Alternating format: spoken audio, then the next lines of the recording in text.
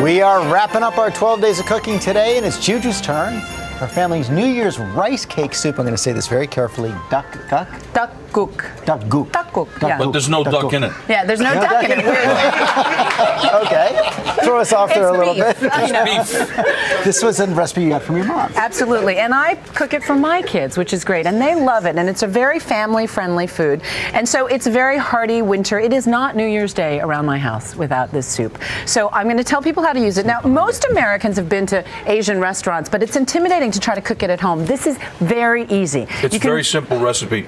It's very simple. I'm very impressed with these things. These are great. These are rice cakes. You can get them online. In fact, you can find out where to get them on abcnews.com. You start out by soaking them to make them less papote, which means like a dumpling. Less firm, right? And then you take the beef and you take a flank steak. You can either do it old school and cook up a brisket for an hour, or you could, this is the shortcut. Or beef bones. Or beef bones, right. Yeah. And then you cut up the flank steak like this, and then you marinate it in sesame oil, garlic, little sesame seeds. And this is the key ingredient, is the soy soup base. Right, it's less salty. Yes, less salty and less brown. So if you use regular soy sauce, you can get in trouble. You make a hot pot, and instead of braising it in a pan, I braise it in the pot itself. Because not only do you can hear the searing. Not only do you keep all the flavors in here, but then it's less cleanup, which makes it easier, right? That's great. So you braise it for a couple minutes, 3, 4, until it's nice and brown.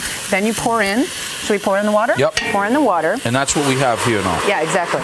And this is my mother's recipe, and you know, she's a great cook, but like most great cooks, she doesn't know for measurements, you know, so we had to like sort of... So what we really have here is we're cooking the beef, and we're making this sort of into a beef stock. Absolutely. At the same time with those flavors, which is what we have right here. And we bring it to a boil. We let it boil for about, 10, 15 minutes, and then you drain, after soaking for about an hour, you drain out the rice cakes and you put them in.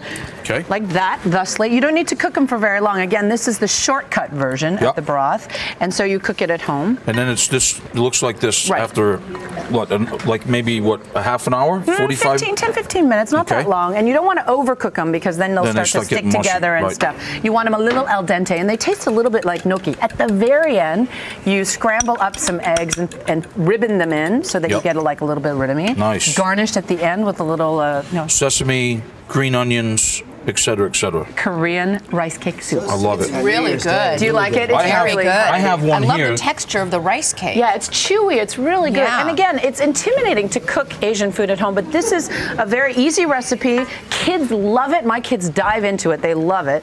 And I cook it year-round, but we must have it on New Year's Day. See how after you cook the egg, it looks like this? But you're making your mother's recipe, right? This is my mom's kale soup. This is a kale with chorizo, very easy. Mint, a little bit of parsley, celery, The mint is very surprising in there. And it's very, very simple, and it's a great holiday soup as well. I can't wait to taste yours. But I got to tell you something, the 12 days of Christmas and 12 days of cooking that we've done.